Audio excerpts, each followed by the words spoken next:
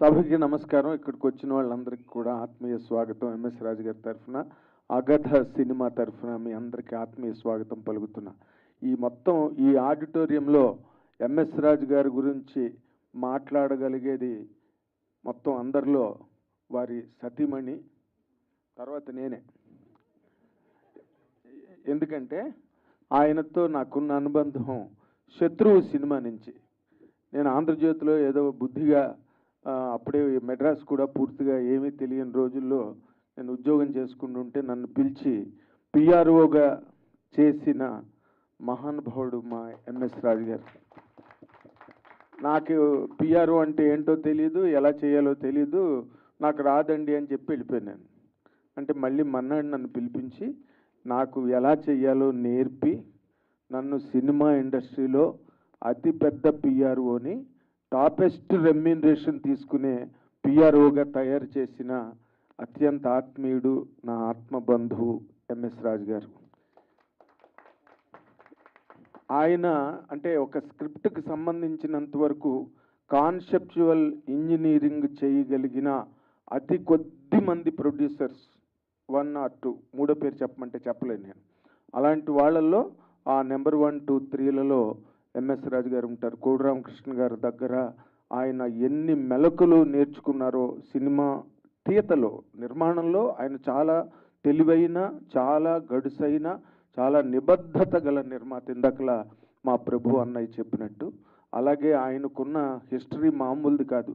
అంటే ఎప్పటికప్పుడు ఎంఎస్ రాజు గారు అయిపోయాడు, ఎంఎస్ రాజు హిస్టరీ అని అనుకున్న వాళ్ళు, అన్నవాళ్ళని, నా ఎదురుగుండా నాతో అన్నవాళ్ళని నాకు చాలామంది తెలుసు.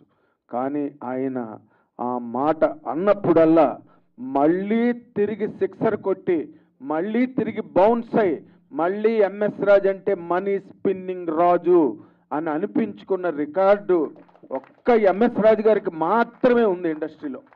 ఎందుకంటే ఆయన కథని కథగా నమ్మి దానికోసం రాత్రి పౌలు కష్టపడి చేయగలిగే ఆ ఓపిక, శ్రద్ధ, అంకిత భావం గల నిర్మాత మా ఎంఎస్ రాజు గారు. నాకు ఈ అగధ సినిమా నిర్మాణం జరుగుతున్నంతసేపు నాకు మా దేవి రోజులు గుర్తొస్తున్నాయి. దేవి అలాగే ఆయన ఎంత బాబు అదేదో అతడి సినిమాలో త్రివిక్రమ్ శ్రీనివాసు డైలాగ్ లాగా ఏదో అంటు కట్టినట్టుగా, మొక్కలు పాతినట్టుగా ప్రతిరోజు దాని గురించి అలా చెక్కుకుంటూ చెక్కుకుంటూ చెక్కుకుంటూ సినిమాని లాస్ట్లో దేవి రిలీజ్ అయినప్పుడు లవకుశలాగా ఆడింది సినిమా. ప్రెస్ మీట్లో అందరూ డిస్ట్రిబ్యూటర్లందరికీ కనక వర్షం దేవి ఆ రోజున. ఆ సినిమా ఆ కళంతా నాకు ఈ రోజున అగధలో కనిపిస్తోంది. అండ్ ఆయనకున్న రికార్డులు చెప్పాలంటే దేవిశ్రీ ప్రసాద్ నిజంగా చెప్పాలంటే చాలా చిన్న కుర్రాడు. అలాంటి చిన్న కుర్రాడిని తీసుకొచ్చి మ్యూజిక్ డైరెక్టర్ని చేస్తే ఇప్పుడు ఈ రోజున one of the biggest music directors in the country ఈ రోజున దేవిశ్రీ ప్రసాద్. అలాగే ప్రభాస్ ఏదో 1-2 ఫిల్మ్స్ చేసేటప్పటికి ఆయన ప్రభాస్ని ఇంట్రడ్యూస్ చేస్తూ వర్షం సినిమా చేసినప్పుడు ఎంతమందికి ఉంటుందండి ఇలాంటి గట్స్ చెప్పడానికి. ప్రెస్ మీట్లో చెప్పి అనౌన్స్ చేశారు ఆయన. చిరంజీవి గారికి ఖైదీ ఎలాగో ఆయన కెరీర్లో, ప్రభాస్ కెరీర్లో వర్షం అలాంటి హిట్ అవుతుందని చెప్పి మరీ హిట్ కొట్టాడండి.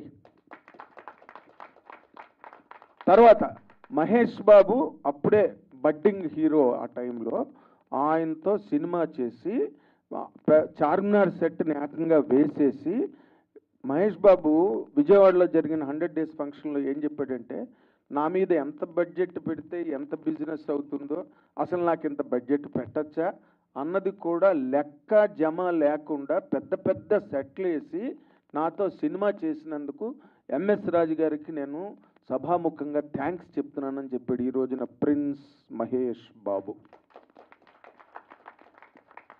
విజయశాంతి గారితో శత్రువు తర్వాత ఆవిడతో డబుల్ రోల్ చేసి డబుల్ బ్లాక్ బస్టర్ కొట్టిన రికార్డు కూడా ఆయనదే.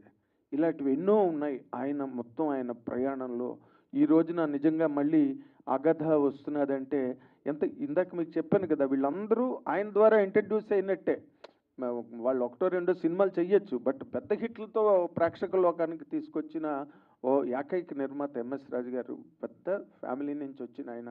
రాయప్రాజు గారు అబ్బాయి అంటే అసలు ఆ రేంజి, ఆ స్టేచరు, ఆ లెక్కే వేరనమాట. వాళ్ళ తాలూకా వాల్యూస్ అవి నెక్స్ట్ లెవెల్. శ్రీమంతులుగా సినిమా పరిశ్రమకు వచ్చిన వాళ్ళ కుటుంబం, సంపన్న కుటుంబం ఎంఎస్ రాజు గారు అండి. అందుకే నా రాయల్టీ సినిమా మేకింగ్లో కానీ, ట్రీట్మెంట్లో కానీ, టెక్నీషియన్స్ అయినా, యాక్టర్స్ అయినా వాళ్ళందరూ ఈరోజు చూడండి, ఇందాకలు ఎంతమంది ఆయన కాళ్ళకి దండం పెట్టారు. మీరెవ్వరూ కూడా మీ జీవితంలో ఈ సినిమాని మర్చిపోలేని ఒక గొప్ప అనుభవం అవుతుంది. ఇగో మా వనిత విజయ్ కుమార్, నిజంగా మంజులు గారు ఇప్పుడు కూడా ఇక్కడ అక్కడ తిరుగుతూ ఉంటారు ఒక గ్లాస్ పట్టుకుని. గ్లాస్ అంటే ఇంకో రకం కాదండి, మామూలు వాటర్ గ్లాస్ పట్టుకుని. దేవి షూటింగ్ జరుగుతున్నప్పుడు ఇగో ఈ అమ్మాయి అక్కడ ఉండేది, ఏదో తెలియదు పాపం, చిన్నపిల్ల అటు ఇటు తిరుగుతుంటే మంజులు గారు మంచినీళ్ళు గ్లాస్ పట్టుకుని ఆ లొకేషన్ అంతా తిరుగుతూ ఉండేవారు. ఇప్పుడు కూడా ఇక్కడ కూడా ఎక్కడొక్కడ తిరుగుతుంటారు ఆవిడ. అంత అటాచ్మెంట్స్ ఆయనకి. ఇందాక మీ స్టాపేజ్, ఇందాకలా మీ మైకులు పనిచేయని ఒక 10 నిమిషాలు ఉంది చూసారా, దాంతో మీ స్టాపేజ్ పీరియడ్ మీ జీవితంలో అయిపోయింది బాబు. అదే last 10 minutes you are going to shuttle towards the greatest destinations in your life further. ఇప్పుడు ఇంకా నా గురించి చెప్పింది ఓకే, ఇప్పుడు చూసి టీజర్ గురించి చెప్పండి. చెప్తా మీ గురించే చెప్పాలి. ఎందుకంటే ఇప్పుడు ఈ రోజున ఎవరి కాళ్ళకి వాళ్ళ దండం పెట్టేసుకుంటున్నారు, ఎవరి మీద వాళ్ళే అక్షంతలు వేసుకుని, ఎవరికి వాళ్ళే పువ్వులు జల్లేసుకుంటున్నారు. బయటకు వచ్చేసరికి పువ్వుల రేఖలు కనిపిస్తాయి కదా, ఎవరో సన్మానం చేశారు కాబట్టి వీళ్ళకి మనం అనుకుంటాం. అలాంటి గెటప్లు, ఆ సెటప్లు తయారైపోయిన ప్రపంచం, ఒక ఆర్టిఫిషియల్ వరల్డ్ తయారైపోయిన దాంట్లో ఇలాంటి మణిమాణిక్యం గురించి 100% స్టేజ్ మీద చెప్పాల్సి తీరాలి. ఎందుకంటే నా ఒక్కడికే తెలుసు కాబట్టి ఇక్కడున్న ఆడిటోరియంలో, ఈవెన్ ఇన్ ది మీడియా, మా ప్రభు అన్నయ్య కొంతవరకు తెలుసు.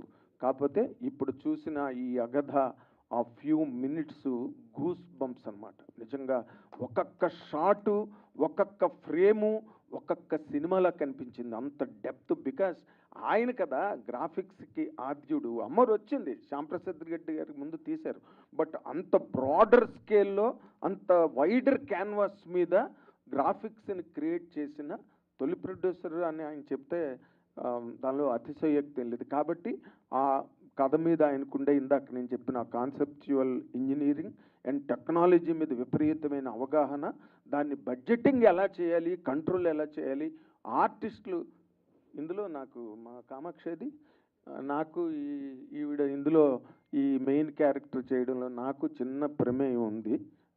అది నువ్వు నన్ను 100% జీవితాంతం గుర్తుపెట్టుకుంటావు. మా ఎంఎస్ రాజు గారు ఏదున్నా ఆ రోజు నుంచి ఈ రోజు వరకు నన్ను ఒక ఫ్యామిలీ మెంబర్ లాగా, మేడం కానీ, మా సుమంత్ బాబు కానీ, మా ఎంఎస్ రాజు గారు కానీ వాళ్ళ ఫ్యామిలీ మెంబర్ని నేను. అబ్బాయికి యజ్ఞోపేత ఫంక్షన్లో పంచులు కూడా నేనే కట్టాను. అంత దగ్గర వాడిని ఆ కుటుంబానికి. కాబట్టి సినిమాకి మరీ దగ్గర వాడిని. రోజు ట్రైలర్స్ చూస్తాం, రోజు టీజర్లు చూస్తాం, మధ్యలో ట్రైజర్ అని ఒకటి వచ్చింది, అది కూడా చూస్తుంటాం. ఇలాంటివన్నీ చూసినా కూడా ఇలాంటి షాకింగ్ ఎక్స్పీరియన్స్ ఈ రోజున అందరం ఫీల్ అయ్యాం, మీడియా అంతా కూడా. ఇప్పుడే మా ప్రభు అన్నయ్య, నాకన్నా సీనియర్, ది గ్రేటెస్ట్ జర్నలిస్ట్, ఆయన వచ్చి ఇప్పుడు చెప్పింది అదే. కాబట్టి ఈ cinema again it is ready to rewrite the records. MS Raju గారు నూతనమైన చరిత్రతో మనందరి ముందుకు రాబోతున్నారు. అదే అగధ. Thank you very much. Thank you అండి, thank you so much. And ఇప్పుడు సురేష్ కొండెట్టి గారిని వేదిక మీద జాయిన్ అవ్వాల్సిందిగా